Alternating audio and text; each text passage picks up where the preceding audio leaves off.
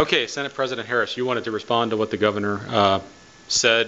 He directly talked about you and some of the things you had to say and his decisions related to the Ohio School Facilities Commission. What's your response to what he said? Well, Mark, I thought your interview with the governor was very interesting, but the thing that really concerned me was that the governor on 2 different occasions, when he was making reference to legislators being upset and concerned and not thinking Mike Shoemaker was doing a good job, he cited me as one of those. I did have concerns, but not about Mike Shoemaker doing a good job.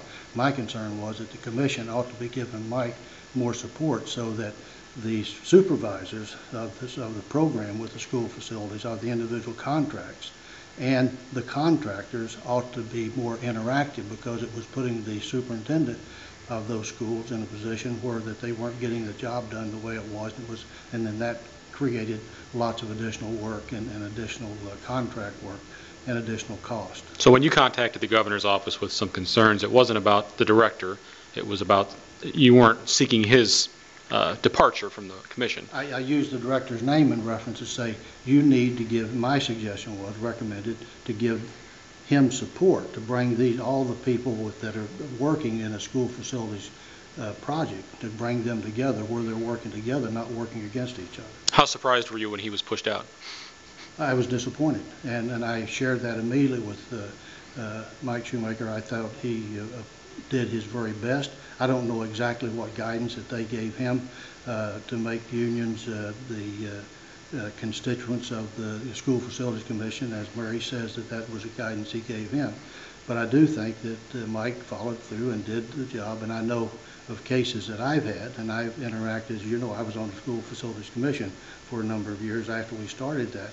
And in fact, Charlie Brading, that was in the House with us, was a legislative representative liaison with them. And so I had good rapport with them, and I was disappointed. I thought Mike was doing a good job, and I expressed that. What's your reaction? The governor says he brought Murray in to kind of counterbalance years where unions weren't given a place at the table. Well, let's go back and look at how this started. In 1997, when we created the School Facilities Commission, that was when the state was getting lots of criticism, and we were having major troubles with school facilities all over the state. Created that knowing that we would have to borrow huge amounts of money, bonding, and as a result of that we've said that in that case, at the very beginning, that prevailing wage would not be used. And that's the way it went up until the time, and at one time there was some effort moved to do prevailing wage, and my position was, fine.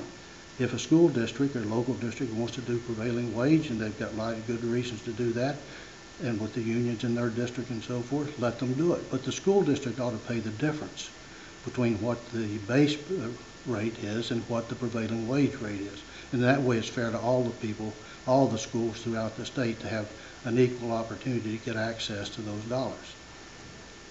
So that was my position there. And then when the Governor Strickland took over, I mentioned to him, and he didn't say anything, that they changed the policy of the prevailing wage. And in essence what they did is they've said the commission passed a ruling that said that the local school district, if they chose, could implement prevailing wage. And I think that's where we're at now.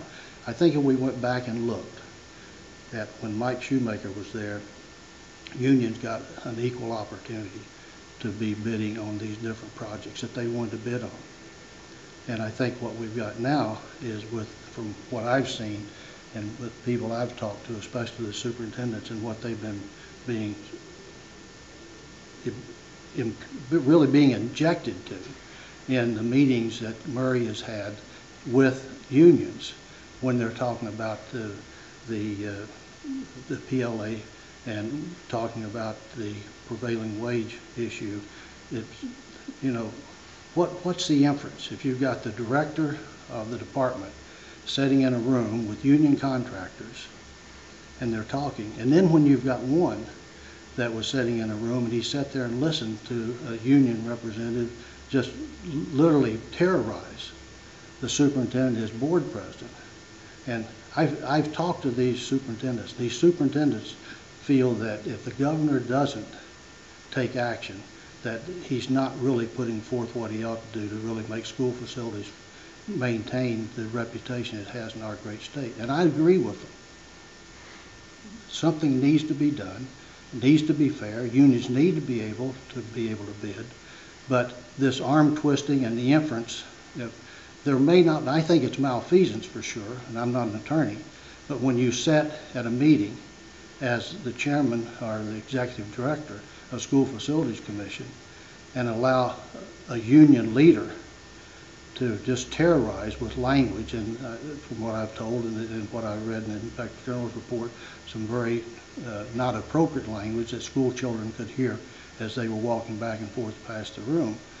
And this director says nothing, and then the chairman of the commission, Perry Savity, director of OBM, is saying, well, she thinks, yeah, that he's fine to be that position. And the governor's thinking, I don't see. Then I say to both of them, please talk to these superintendents. I don't think the governor wants, I don't think Perry Savity wants, and I don't want to have superintendents have to protest in order to get their attention. They've done a lot. They've sent a lot of letters, and they've been vocal. They were vocal with the Inspector General. It would appear to me that the governor and the director of OBM in her position with the School Facilities Commission could act. And under those circumstances, Mr. Murray, from what I've read, he said he doesn't feel that he's being biased. I disagree with him wholeheartedly, and everyone that I've talked to disagrees. Should Mr. Murray remain director of the School Facilities Commission? Absolutely not. Okay, you wanted to add something? Yeah, Mark, you know, when we were working on securitization in the previous budget, and I had some concerns about it, but talked with the governor, thought he made good reason, and so as a result, we did securitize the tobacco money. And, you know, we got a little over about $5.3, $5.4 billion in that securitization. Over $4 billion of that went to the School Facilities Commission. I supported that 1,000% because I thought, we're better. Could we put this money than to help build school facilities for our students, for our state, to turn our state around? And certainly that money would go toward creating new jobs. So I was for that.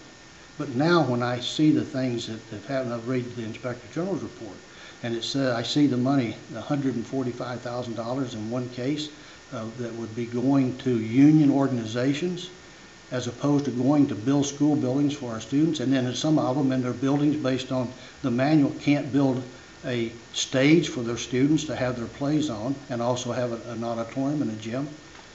We shouldn't, if we can't do those things, why in the world are we subsidizing the union leadership and organization to do it? It's just not right, it's wrong, and it ought to stop.